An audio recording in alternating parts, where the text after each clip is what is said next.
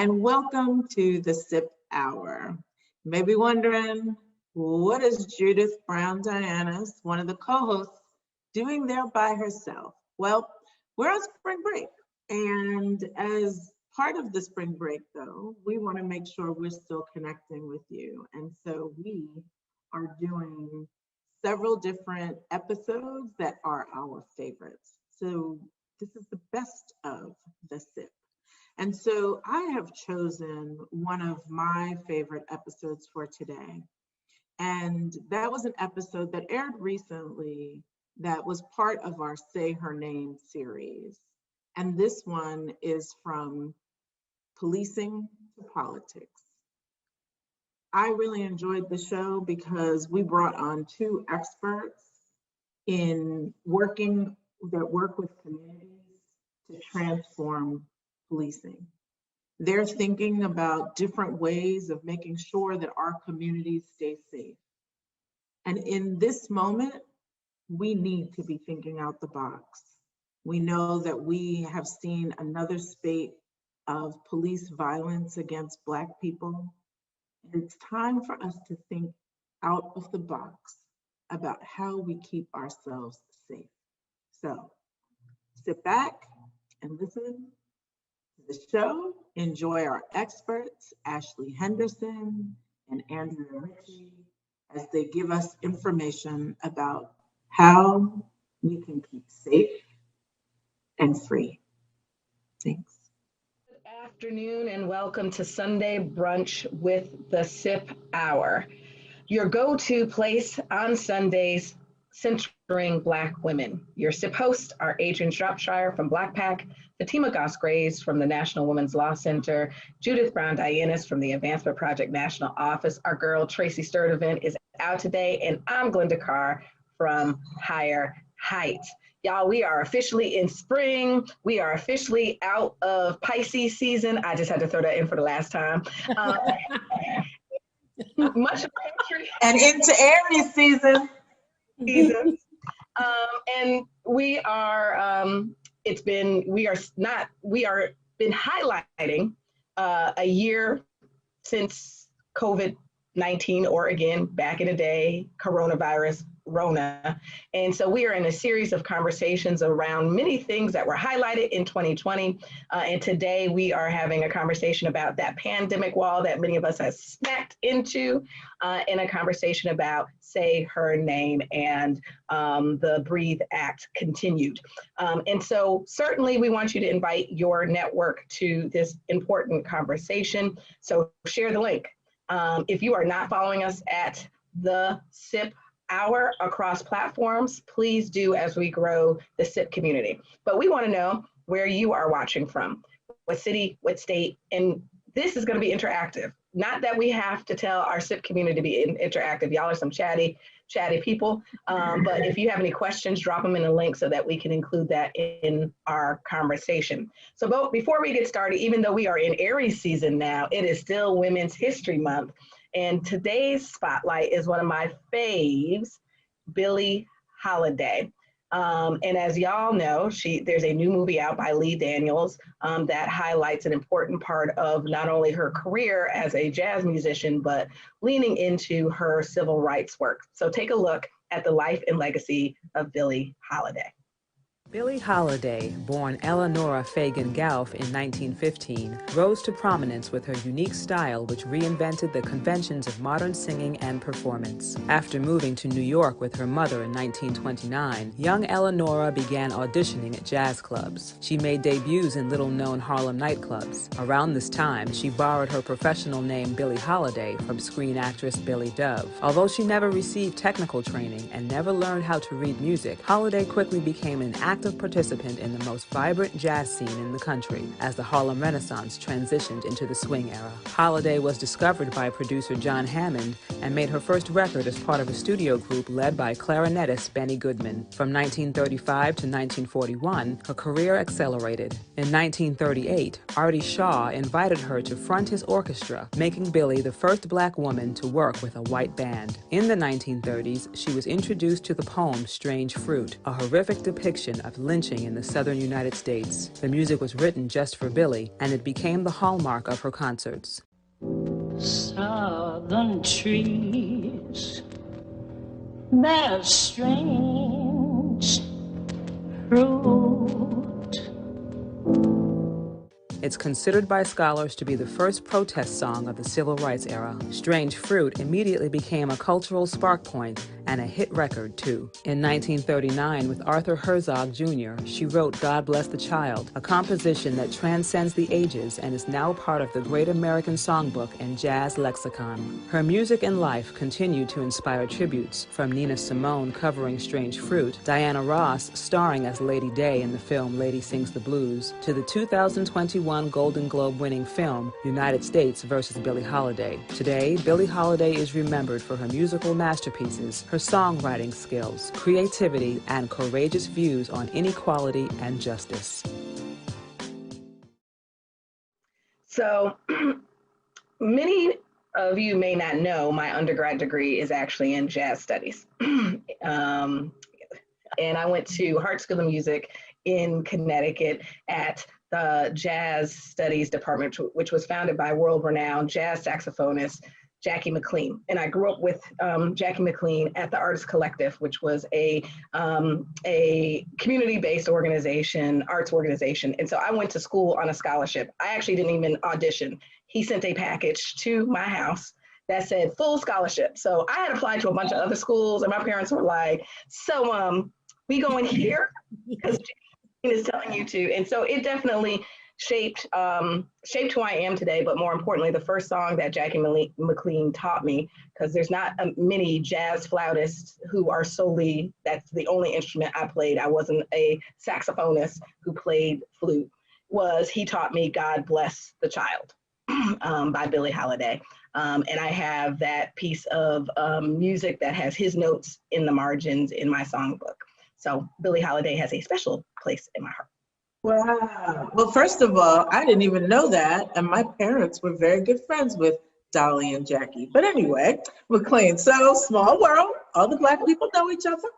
And I grew up in a house where jazz was central. Like, they were not listening to like R&B as it was coming up. It was jazz, jazz, jazz. And she was one of the favorites. And I actually watched Jill Scott did Strange Fruit at that concert that A&E put on, and it was incredible and just like a testament to Billie Holiday and that incredible voice. But also, I mean, she just brought so much to music, and to see that a Black woman in the jazz world, which was mostly occupied by Black men, except for the few vocalist women. And she was a definite breakthrough. So I have to say that in my mind, Billie Holiday did not pass until the 1970s. And I think that because she was so present all the time, like when I was a kid growing up, and it just never occurred to me. I mean, I think obviously I saw Diana Ross when I was young in the movie, and I understood that she died, but I literally thought that she was alive when I was alive, right? And it's because her music was, and because it meant so much, I think, to people in my family, right? People in my community, both, I think, the brilliance of it, but also the pain, right? And it represented, where my family had come from in the South. So yeah, I love the movie with Audra Day that you all told me to watch, and I definitely was not going to, but I did. I'm just glad that she's being celebrated in this way still. Yeah, well, first of all, Glenda, I did not know any of that about you. I feel like we have to have another and longer conversation about your flautist history and your music scholarship. But I mean, I will just say I'm glad she's not only being celebrated, but introduced again to an entirely new generation of folks. I think that I grew up, with my parents were old school with record players playing her music. I've done a terrible job, I will say, with my own children in introducing them to jazz, because you'll put on something like that and they'll be like, "Meh." But I feel like through this movie, through conversations about her, through the images that have been, a whole new generation is going to get to know and love her.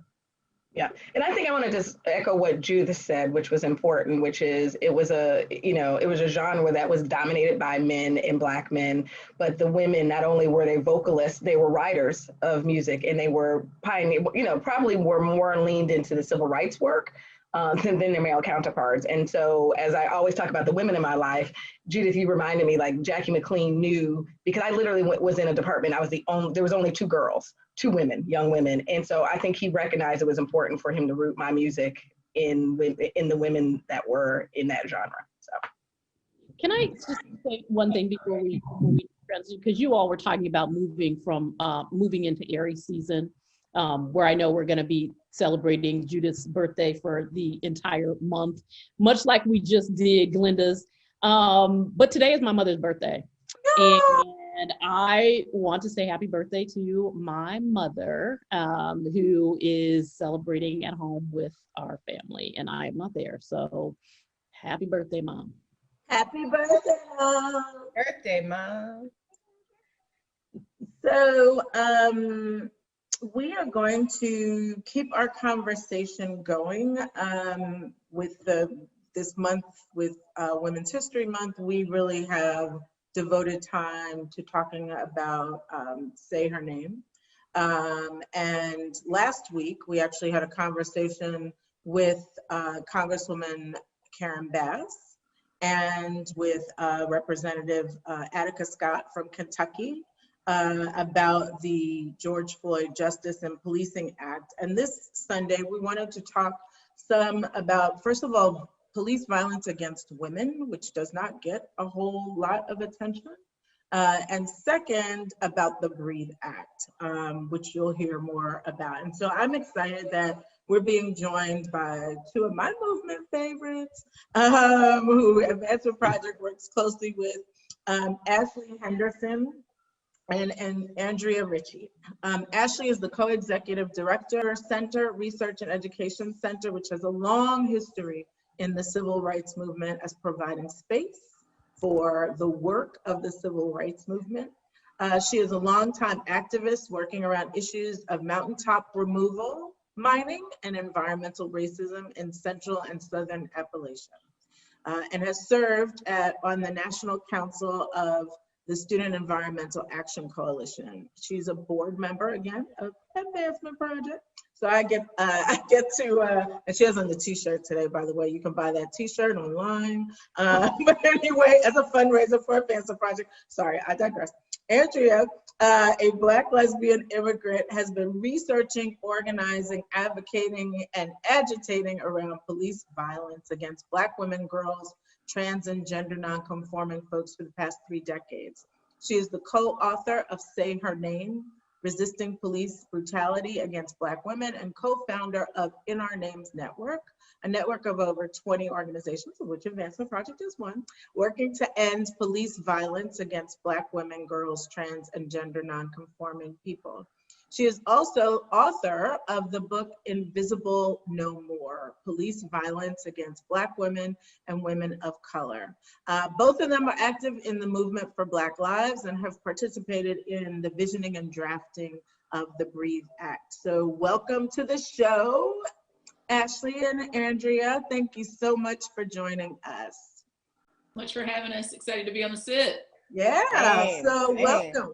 Welcome. So before we move into talking about police violence against Black women, I wanted us to talk some about the horrific killing spree that happened in Atlanta, where 6 Asian American women were killed. There's a lot of layers to what happened and the way that it's been covered, right? From the police response of the sheriff who said that white guy was just having a bad day, to the lack of coverage around and like us getting to know the women who were killed, to them then saying that this wasn't racially motivated, This was about, it was about gender and his sex addiction issues.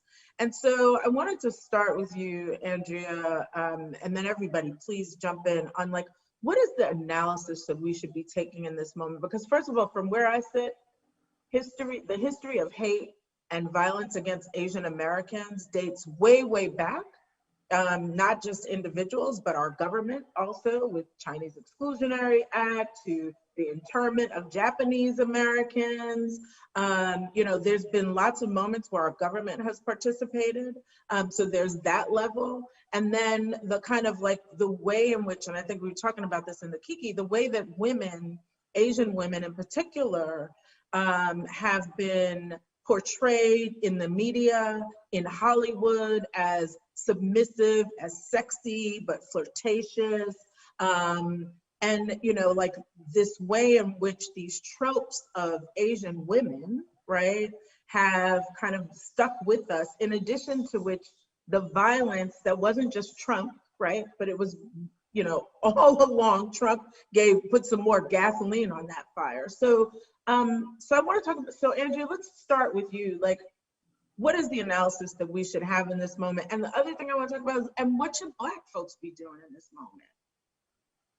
I mean, I think one of the things Invisible No More does, speaking of Women's History Month, is kind of trace back the history of state violence against Black women and Indigenous women and Asian women and migrant women and Latina women in this country to the point of inception. And I just really want to emphasize that much as the US is built on genocide of Indigenous people, anti-Blackness and enslavement and systemic rape of Black women, it is also rooted in anti-Asian, anti-migrant xenophobia that is driven by kind of US imperialism and global kind of Orientalism and anti-Asian sentiment. And so there's a very long history of state violence against Asian women that's motivated by a lot of the tropes that were developed to justify it, right? So the first immigration act in this whole country was to keep Asian women out. And the justification spoken on the floor of Congress was they're all involved in the sex trade. They're all, you know, dangerous. So either they're submissive or they're like sort of mischievous and devious and knife throwing Mataharis kind of thing. And both of those things are demonizing and criminalizing narratives that have produced violence against Asian women over and over and over again by police, by state actors, by the US government at the highest level, not just from Trump, but all the way back, like you just said, and that produces the kind of violence that slaughtered 8 Asian mothers, sisters, women in Atlanta last week. And I think the last thing I want to say about it is that the call for kind of more police as a response to that has been roundly rejected by women in the Asian community. And that's what we need to support. And you can hear it from Connie Woon, who's a longtime ally and works with us at the In Our Names Network. You can hear it from Red Canary Song's deep and important statement. You can hear it from Emi Koyama, who's a sibling in struggle of mine for a long time and is very much an ally in this work. Because Asian women have also been killed by police. You know, Kaubik Tran, Jasmine Haeng, Yang Sung, these are names of Asian women killed by police, and Asian women are routinely criminalized and demonized by police, profiled, rounded up, and sexualized and assaulted and violated by police. So sending more police, and particularly in the context of the sex trade, obviously, and Asian-run businesses that are profiled or roughly policed as sites of the sex trade, or simply of Asian business women actually just making it, frankly. And so I think the one thing that I think that we can do is to say, much as police violence has affected our community for different reasons, under different logics, but in similar ways, police violence has targeted Asian women. And much as we don't want more police coming into our neighborhood after violence that is coming from the state, then we're not going to support you know, more calls for more policing in this situation, when Asian women themselves in that community and across the country are saying that is absolutely not the answer, that puts us in more danger. Ashley, why don't you weigh in, and like also like what should Black folks be doing in this moment, right? Absolutely. I mean, I think it's a one of these conversations that feels like it's past due, right? We should have been having this conversation before 8 people, 2 hours down 75 from me, were murdered, particularly 6 of them being Asian women.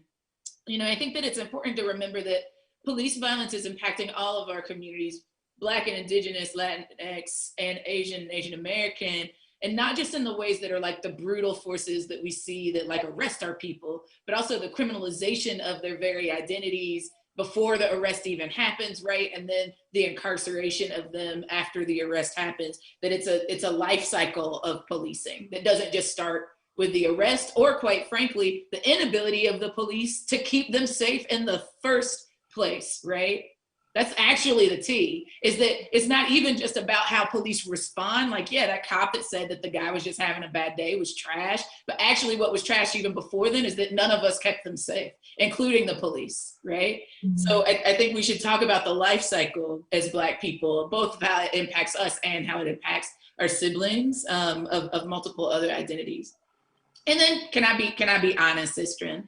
Because y'all know I'm tired, and I know we're gonna talk about hitting the COVID wall in a little bit. I just wanna be honest that I think it's past time, in fact, for us to stop clutching our pearls in the face of white supremacy and white supremacist violence like we didn't know it could happen. Gasp, oh my goodness, it's so terrible what those white people did.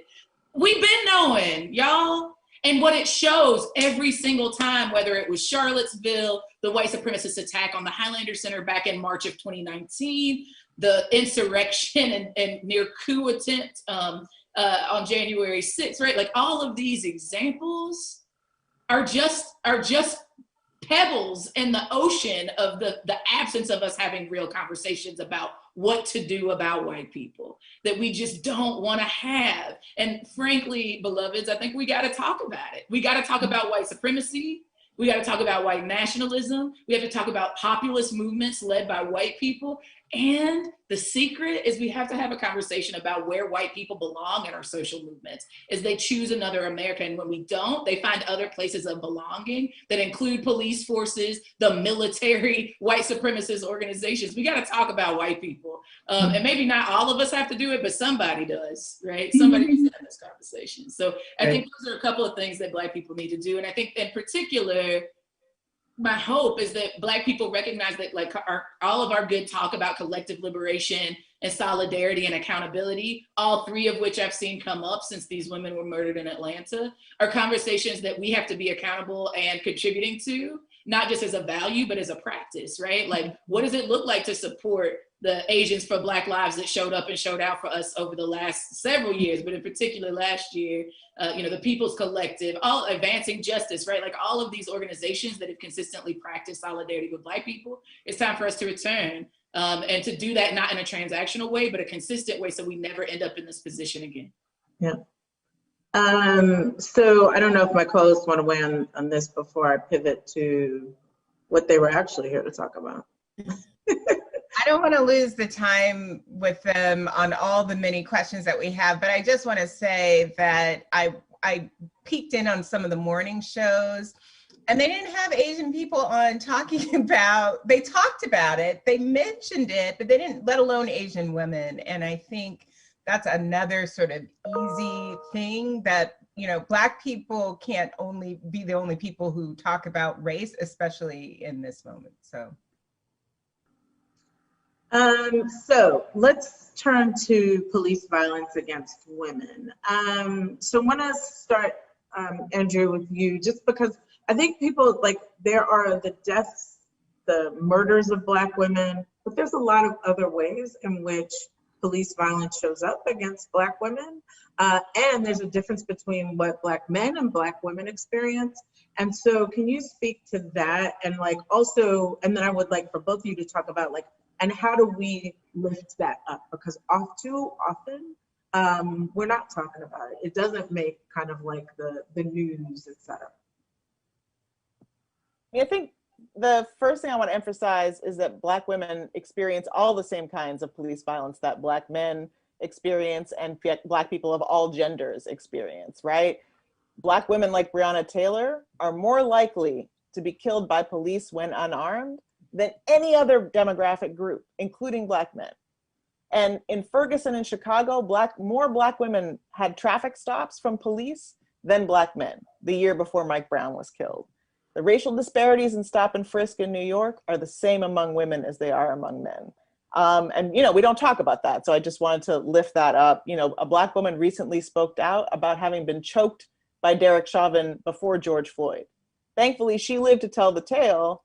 Frankie Perkins is a Black woman who was choked out by police in public in Chicago that didn't live to tell the tale, right? So I just want us to know that we experience police violence in all the ways that Black men do, Black cishet men who are kind of seen as the gold standard, right? And the physical violence and the sexual violence, and the fatal violence that Black men experience that is seen as the gold standard, we experience too.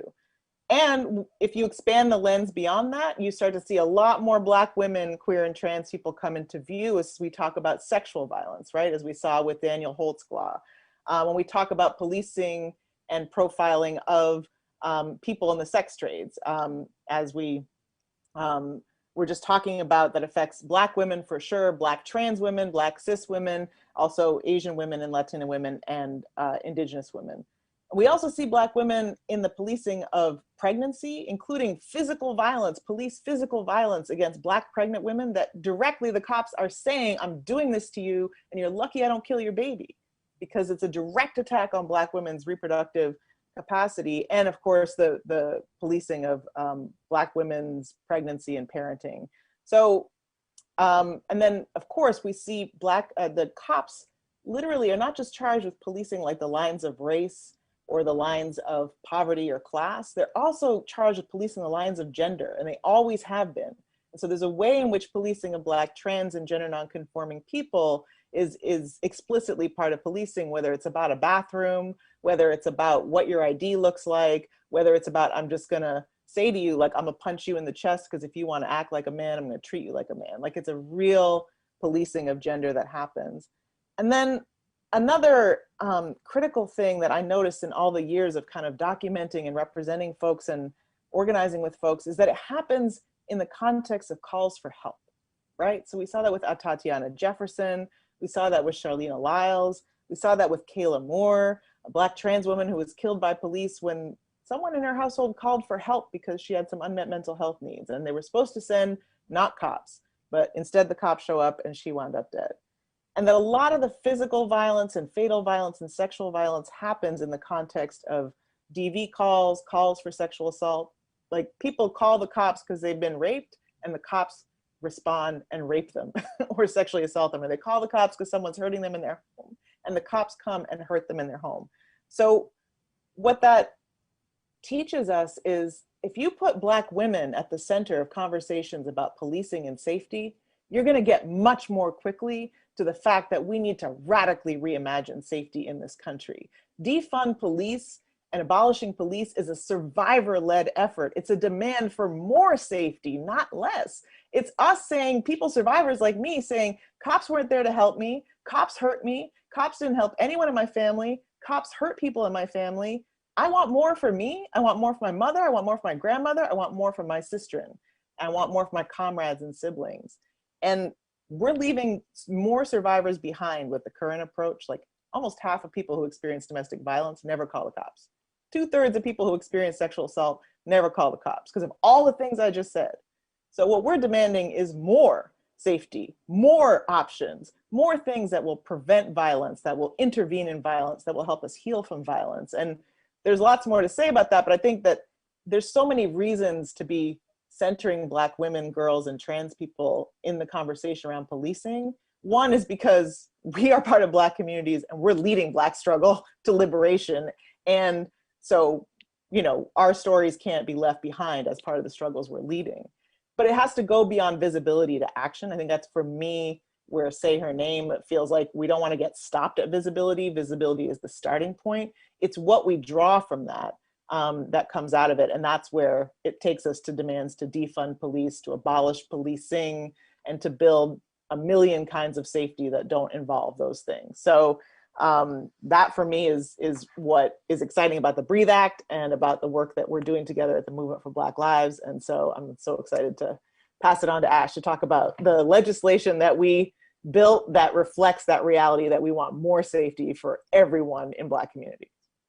So Ashley, before you, and hey, Ashley, before you pivot to talk about the Breathe Act, can you just take a moment and talk about the movement for Black Lives, right? Judith mentioned at the top about you all's leadership, but can you just talk about the movement for Black Lives? And I know that folks often don't know the distinctions, is probably not the right word, right? But between BLM and the movement for Black Lives. We just talk about it for a second, give folks some context. Yeah, for sure. And hey, Adrian. So yeah, I mean, the movement for Black Lives is a place that I call one of the many movement homes that I think a lot of Black people have found, and particularly since December of 2014, after Mike Brown was murdered, into, trying to figure out how do we bring together Black organizations, some of whom have existed well before 2012 and the murder of Trayvon Martin, and those that popped off in 2012, those that then popped off in 2014 after Mike Brown was murdered, some who have popped off as recently as last year after the murder of George Floyd or Breonna Taylor or Tony McCade, many other folks, right? Black people have been organizing, not even just in terms of like the racial justice movement for Black liberation, but also for labor, for gender justice, for reproductive justice, right? And we needed a place where all of those orgs could come together across our sectoral differences, across our geographies, and across some of our intersecting identities like class and gender, right, et cetera, where we are in the diaspora, right? To come together to say, what are the impossible things that can only become possible if we do them together, instead of just in our sectors and our silos, right? However the silos manifest. And that's what the movement for Black Lives is, right? It's a movement organization of movement organizations, some that are capacity building, like the Highlander Center, and some of which are base building, like BYP 100, like Action St. Louis, like the Dream Defenders, like Freedom Inc. over in West Virginia, or over in Wisconsin, right? And so many other organizations. We're over 150 plus organizations that do work that centers Black-led and Black-controlled solutionary campaigns all over the country and internationally. And so how does that work? Well, the movement for Black Lives is made up of tables of work. So Andrea and I get to rock out on the policy table. There's also a cross-movement table that helps build cross-sectoral domestic work and international solidarity. There's a table about ending patriarchal violence. There's a table about organizing and base building, right? On and on and on. And if you're ever confused about what the priorities of the movement for Black Lives are, you can go to infobl.org. We literally put our strategic plan called the Black Power Rising Plan on our website. It's a 5-year plan that will wrap in 2024 if we haven't won all of the things in it before then. That include things like mass engagement, right? We want to talk to 10% of Black people in this country, which is 4 million people. Just 4 million people, right? People are like, that's so many. We're like, there's so many more, right? Right? We want to engage in local power, not because we don't think that work that's happening on the federal or state level is important, but we know we don't get to national scale if we don't build strong local organizations, right? So we're working across municipalities to support Black power building on the local level. We'll talk a little bit more about that when we get to Breathe. We want to build across movements, right? So it's why we believe in the power of the rising majority, why we believe in the power of the front line and other campaigns where we're coming together across difference, because we believe that we need the biggest we that we can build if we're actually going to get to the democracy that we deserve. We believe in leadership development in lifelong ways, and we believe in electoral strategy. We're sort of attempting to course correct what was an overcorrection in our movements to be like, oh, that electoral stuff, that's not our game. When actually Black people, when we said our elders and ancestors that said by any means necessary, they meant by all the means, and that included fighting for electoral justice. So we don't pit tactics against each other in the movement for Black Lives, right? This isn't a debate about which is more rad, direct action or policy or organizing or elections. We're saying actually we can do it all because Black people are excellent and deserve movements that are excellent. So that's who the movement for Black Lives is. Well, I think that's helpful context, and I think it's helpful for people to understand that, because often people's sort of perspective on anything that says Black Lives, right, is, oh, you all just protest, and then we don't know what you do, right? Yeah, we do it all. Right. And BLM is we have members of BLM in our ecosystem. But there are also lots of other organizations that have been because there's lots of other organizations, as you said, that have been doing this work. But I think it is what you just described in terms of the ways in which people are intentionally ensuring that their work is intersecting so that we can actually get to bigger things, right? And one of those bigger things is the Breathe Act, which is incredibly important for people to understand the components of the Breathe Act, what it is, what it will do, and why it is also important in this moment as we're talking about not just police reform, but how do we transform, in a structural and a systemic way, the way in which police work happens in this country. So talk to us a little bit about what the components are of the Breathe Act and why it's important right now. Yeah, I mean, how many people on this that are hanging out with us on the SIP are just really tired of demanding only what we would concede to, right? How many people are tired of like platinum Band-Aids on the gaping wounds that the society has given to us as our inheritance, when actually what our people have been building is a radical legacy of resistance that actually is, around abolition that is as old as this country is, if not older, right? The Breathe Act actually is to me, there's like 2 steps before it. The work that Andrea and myself and Marbury Stanley Butts and so many others did together at the intersection of policy experts and just angry, rabble-rousing Black activists and organizers and base builders coming together across, again, our tactical differences. At the time when we started the policy table, I thought policy work was some reformist foolishness, right? So if you were like me, we're like, what is this stuff? I was there. And what I saw is that we were leaving tactical terrain on the playing field if we didn't engage them, and that other people were filling in the vacuum of our leadership.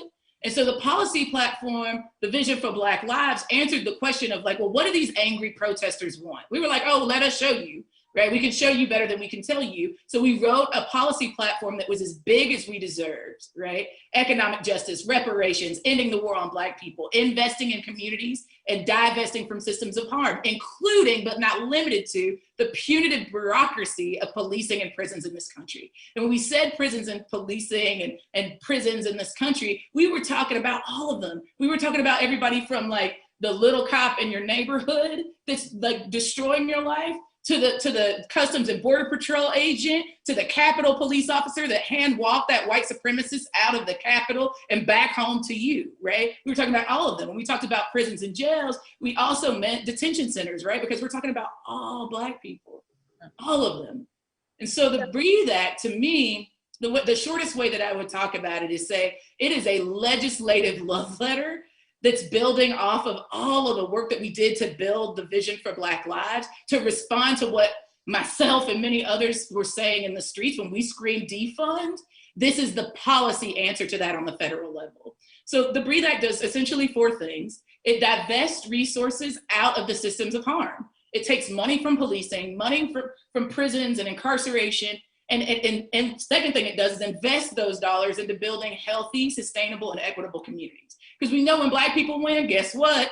Everybody wins. Don't believe me? Have you heard of affirmative action? Who benefited the most? White ladies, right? So we know that when we win, everybody wins. And that's a goal for us. We believe in collective liberation. So when you read the Breathe Act, you'll see stuff about like our indigenous siblings. You'll see stuff about all the other ways that people across this country will benefit, because they also might be disproportionately impacted by the system that we're trying to eradicate.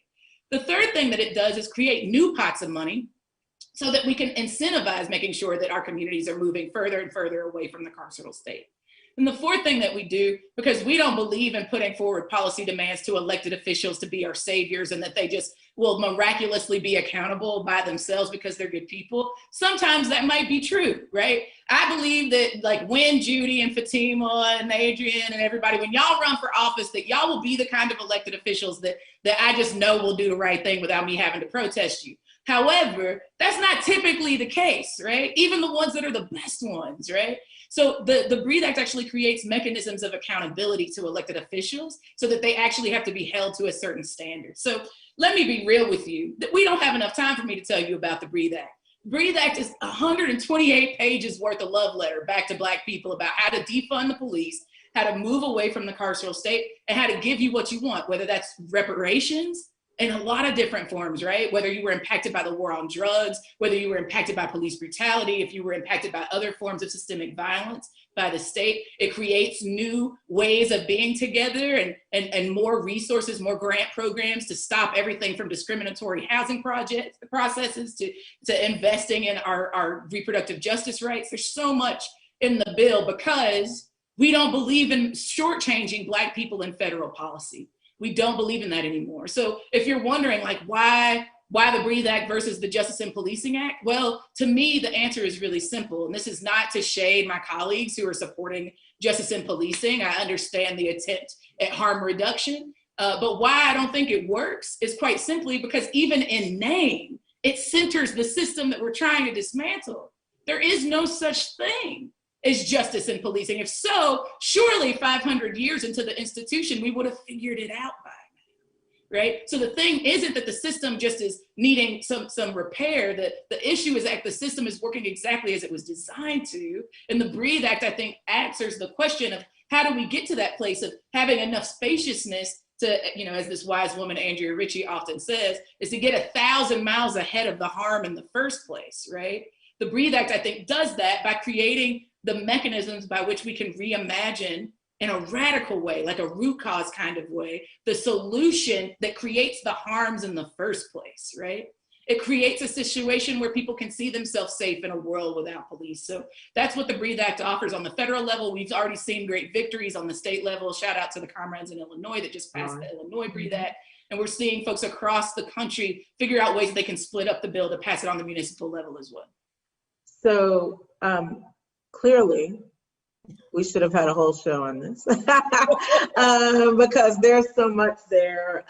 You know, I'm really excited about the BREATHE Act and want to, you know, we've been honored to be at Advanced Project helping draft parts of the BREATHE Act because it is about an omnibus bill to support everything that we know Black folks need to thrive and to be free. And so I want to thank our two guests for today, because I want you to know we're going to have you back. And Andrea, especially because we need to talk about defund, because people need to know that there are defund campaigns that are winning around the country. And there are tools that can help you if you want to do it in your community. So we're going to have you back, Andrea. But thank you so much for all your wisdom and the jewels that you dropped today. To Andrea Ritchie and Ashley Henderson, we appreciate you. Keep doing the work, the liberation work. Thank you. Love and appreciate so much. And then pass it over to Adrienne. Thanks, Judith. And thank you both. It's great to see you both. Yesterday, I realized today that yesterday was my family's 1 year lockdown anniversary. And so I had planned to do a whole thing, right, with cupcakes and whatever, but I forgot. And part of the reason I think that I forgot is because we are all finding ourselves up against a wall around all of this stuff. So today we're talking about what do you do when you hit that pandemic wall, and which I think, you know, Glenda talks about in the best ways and the funniest ways, actually, often. But returning to the show, who folks will certainly remember is Dr. Glover, who is an attending in the adult outpatient department at Montefiore Health System in New York and an assistant professor of psychiatry at Albert Einstein College of Medicine. She focuses on health equity, which is important to us on the show, and we've talked about it a lot. Diversity in medicine, medical student residency, education, community engagement, and increasing access to mental health for marginalized populations. All of those things have been at the front of all of our lives, frankly, over the last year. And so it's good to see you again, Dr. Glover. Thanks for coming back. It feels like we need you on every show, quite frankly. And in between the shows, I know that there have been times when we've been like, hey, can I call you? So thank you for coming back and joining us again. The WHO, the World Health Organization, defined pandemic fatigue, as feeling demotivated about following recommended behaviors to protect ourselves and others from the virus.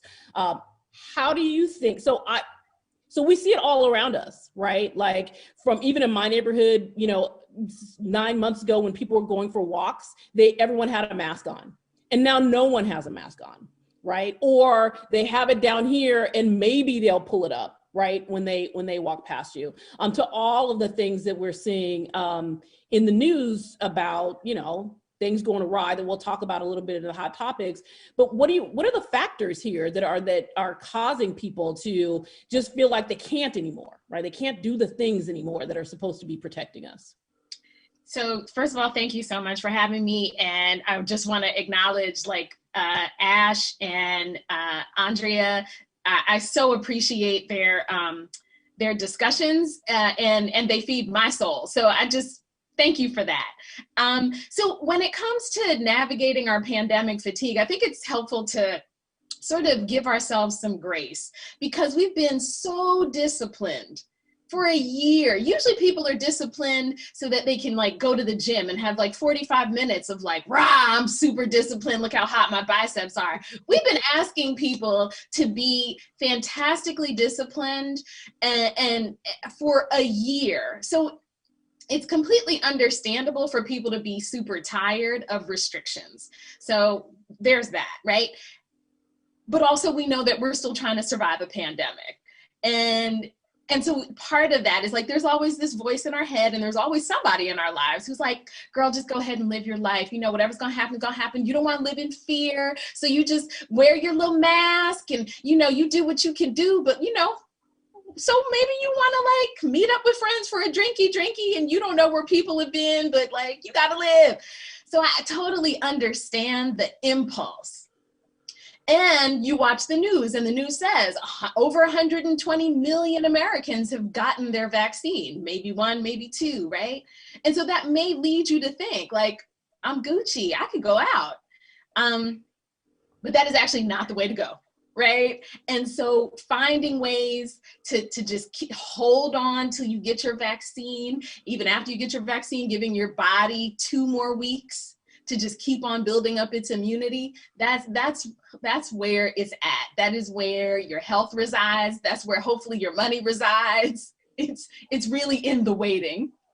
That point about how lots of people have gotten the vaccine, but actually not that many people is really important. I looked at DC statistic and only 10% of folks in DC have been vaccinated, but I see folks out, everybody has a vaccine. So I was just thinking about that this morning. This is also anniversary of when a lot of folks started experiencing a lot of loss. My family lives in Detroit and Detroit was hit hard really, really early. And so we started going to our first virtual funerals in, not long after this time. And I'm curious how should people be thinking about this period of loss and lockdown, and what are some of the ways that we'll be able to patch it together to get through? So I think I try to break it down into a few things. One of them is really acknowledging that this time has been unlike any other. And it's important when we're thinking about anniversaries of loss to really appreciate that not every loss is the same. And so you may have experienced a loved one who passed 5 years ago. That was a different time. So in these cases, right, over the past year, we were notified that loved ones passed by somebody who didn't know us. We weren't allowed to see them. We may not have had access through an iPad to FaceTime with them. We may not have been able to hold their hand. We may have had to wait for their body to be handled by the morgue, the funeral home people. And so all that sets us up for disturbing ways of having to process the loss. It's not according to the rituals and according to the standards that we used to have. And there's often a guilt that goes along with that I couldn't give my loved one the homegoing that they would have wanted, and that the homegoing that maybe I promised them. So I think at this point, it's important to have like a very deep compassion for yourself and be able to think in terms of everyday living, perhaps according to how that person would have wanted you to live through this time. Even if you couldn't memorialize them the way that you would have wanted to, maybe you can live the way that they might have wanted to, if that's part of your plan for joy, which of course makes us think, do I deserve joy? And of course the answer is yes. I mean, for me, and so you know this, Dr. Glover, right? The SIP crew, we've been inside. And I just feel like we're so close. And so one, yes, we have an administration that has kind of fast tracked the ability, like there's some sense of like confidence that we are moving towards recovery. Fatima, the actual stats for this nationally is 22% of the country has gotten one shot. 12% has gotten 2 shots, right? So there are more people without shots, y'all, and we are at spring break. The amount of people that have invited me to go to dinner, like we are all Gen Xers who are like most of us are just getting ready to get eligible in our states for vaccines. And I'm like, no, like literally just one more month, y'all, it'll be better. One more month, like it's spring. Some of this also is a spring fever. It is nice out. And so what is your advice to be like, just hold on, like, and it's also, don't forget, many of these states have rollback, like everything's open. Like literally, like, you can go to a restaurant, you can work, like this weekend, you see many places open up, like they have capacity for worship centers. I'm home, y'all. So, I don't want to be the judgy. I can be judgy. And I'm that person on my threads like, oh, you asking me out? Or I'm on my Facebook feed. Look, like, y'all out? First of all, Black people, you out at, we gonna get COVID at St. Patrick's Day bars, y'all. So I don't want to be the judgy auntie. Like, what are the things we can say about, what do we need to do to kind of get people past this wall? Yeah, I think keeping people aware of the timeline and maybe setting up something for after the timeline, right? So maybe it's, let's plan the best dinner possible 2 weeks after your last vaccine, right? And planning the heck out of that, but also recognizing that when people invite me out, I'm going to say like, okay, outdoors, right? And at a very non-crowded restaurant, a place where we're pretty sure they're not gonna have somebody, 6 inches away from me, because that's not safe. The idea, when we say that our Black lives matter, it also means our public health matters. And it means we take precautions to take care of each other, to protect each other. And it means even if we do go out, we're still wearing our masks in between bites, in between drinks. I realize when people start drinking, they forget about their mask and they're just out here cackling away. And so being mindful that maybe you're not gonna plan to have 3 drinks, maybe you're gonna have 1 and you're gonna keep your mask on as you're doing it. Or I'm gonna have 5 drinks at my house. But that's a good example of just, we are gonna function differently out in public. The way there is gonna be, we wanna hear your thoughts around the long-term mental effects, but also this like post-traumatic syndrome. Like we are hosts that travel often. I'm like, getting on that plane, like what are the things that we need to prepare to be able to go back outside and be in the new normal? So I think the new normal is going to revolve around protecting the members of our community who are not yet vaccinated. So that means people have kids. So I know I can't go all around everybody's kids because these babies have not been vaccinated and we don't know the safety of the vaccine in the population under 18 yet. I know there's some testing going on. There's obviously studies that are happening and randomized controlled trials that are happening, but we really have to think in terms of who am I still protecting? This rollout of the vaccine is going to take months and months this summer. So it's a matter of, I think, being able to get, especially my friends who are parents who are thinking about, okay, I want to go here, I want to go there, but oh, I still have these kids, or I have uncles and aunts or cousins who haven't been vaccinated yet. So I think it's important to think in terms of that, and also you have to use, I think, a lot of cognitive restructuring and reframing. So you will think to yourself, like I went out of the house without a mask on recently, and I got like down my block, and all of a sudden I was like, this breeze feels so good. And then I was like, oh, and then I like ran back, because not only was I afraid of like, being of exposing people to any virus that I might be carrying, but also I was afraid of the shame. Like people were gonna look at me and be like, right? Like invasion of the body snatchers. So I think it's important to sort of gauge your reactions, to keep on planning accordingly, and keep on, when I say plan accordingly, that means keep on thinking in terms of the folks among us who have not been vaccinated, and to sort of make sure you plan for fun, but also plan for safety. And those things are going to be intertwined for months and months to come. Well, thank you so much, Dr. Glover. And we'll have you back. Judith is on the couch. And so I'm gonna lay down so that we could do this session the right way. But anytime. We'll be back with your practical skills and what we need to do. But we love the fact that you're always transparent about where you are in the process. So thank you so much. All right, well, I think we have a few minutes for a few hot topics. So let's jump in, and we have to start with Secretary Fudge and her first chance at the press briefer, where she did a little call and response, church style. But she actually commanded that room. What do you think, Glenda? Oh no, she was straight Black woman auntie. She was like, what she's not going to do is not respond to my good afternoon.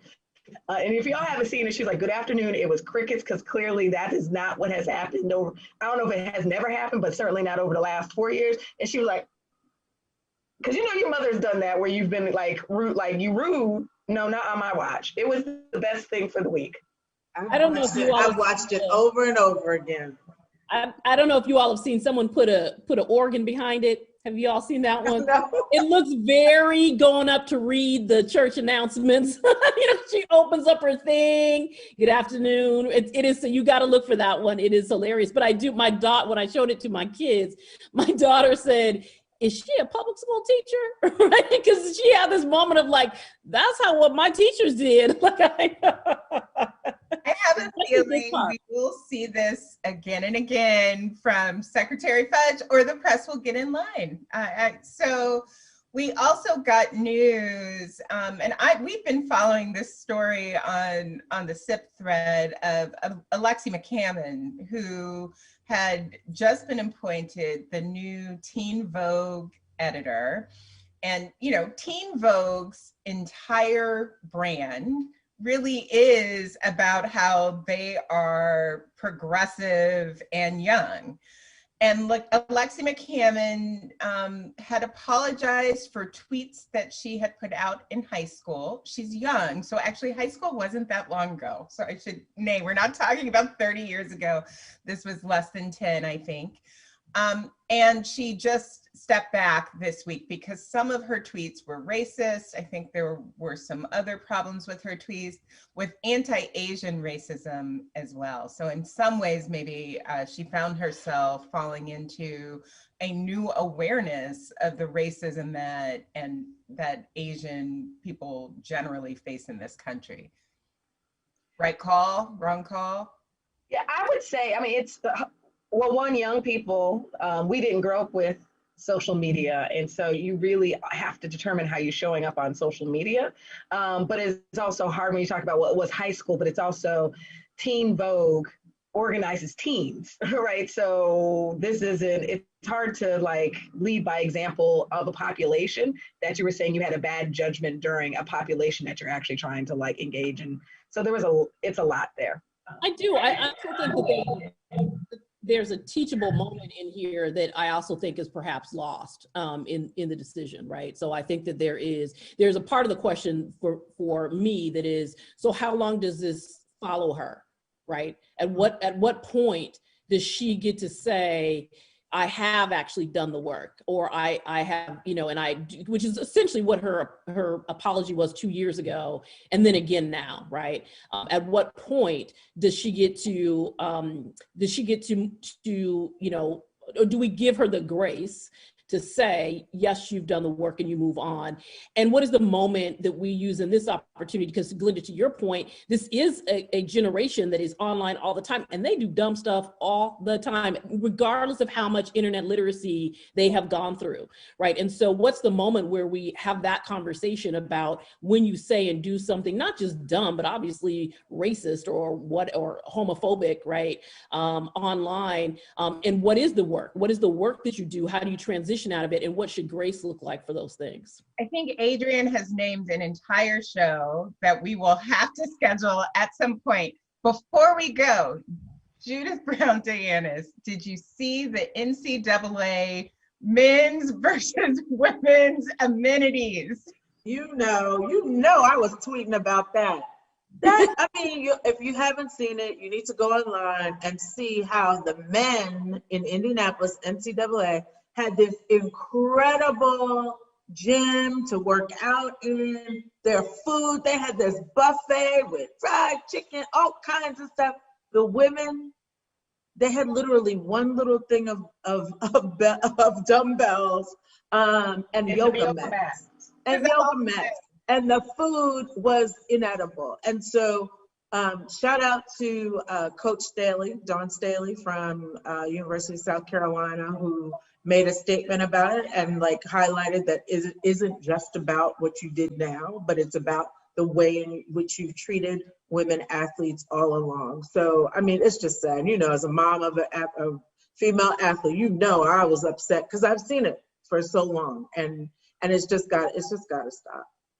It's a lawsuit. I mean, what they just totally. I was thinking, it's so funny because I was gonna text the team and be like, "Can't we could co-counsel in a lawsuit? You know, I'm down for that. A Title VI complaint. There's got to be something we bringing these jokers up on." And there was a woman. I just want to say, there's a woman who's the head of women's basketball at NCAA, and I'm like, look, lady. I mean, what were you doing? I mean, you know, she apologized and said we fell short. Meanwhile, her boss said we dropped the ball. What? Yeah. And that's what happens when you use social media also, because they were like, oh, it was a space constraint, and they showed how big the room was. My little gym at my house had more equipment, and I don't even use it, than them. So shame on them. So this was a power-packed hour. Meet us back on Wednesday at 2, and next Sunday is our birthday party? Yes. So meet us, well, definitely come on Wednesday, but next Sunday we are celebrating a year coming together. We're going to reflect on a year together as the SIP host, and all of the good, bad, and the ugly, and the fun that we've been able to gather together. So thank you for watching the SIP. Follow us at the SIP Hour with your SIP host, Judith Brown Dianis from the Advancement Project National Office, Fatima Goss-Graves from the National Women's Law Center, Adrian Shropshire from Black Pack, our girl Tracy Sturdivant will be back this week, and I'm Glenda Carr from Higher Heights. Enjoy the rest of your day. Take care. So I hope you enjoyed the show today. This is one of our best of series for the SIP Hour. And don't forget, we are on spring break, but we will be back with a relaunch of the SIP Hour on May 7th. And we look forward to having you join us. We miss you, and we hope you miss us too. See you soon.